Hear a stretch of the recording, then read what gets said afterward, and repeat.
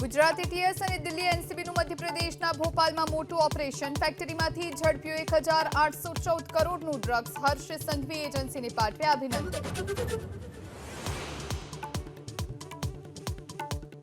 Surat SOG પોલીસનું જમ્મુ કાશ્મીરમાં મોટું ઓપરેશન. 19 વર્ષથી વોન્ટેડ ડ્રગ્સ માફિયાને અનંતનાગ જિલ્લામાંથી ઝડપ્યો.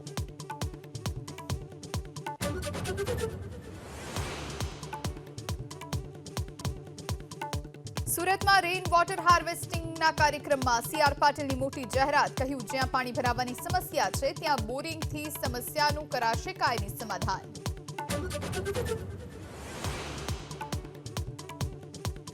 અમદાવાદ સહિત રાજ્યભરમાં ટીઆરબી જવાનોની સોમવારથી હડતાળના એંધાણ. 12 કલાકની ડ્યુટીને લઈ 300ના બદલે 500 રૂપિયા વેતન આપવા માંગ.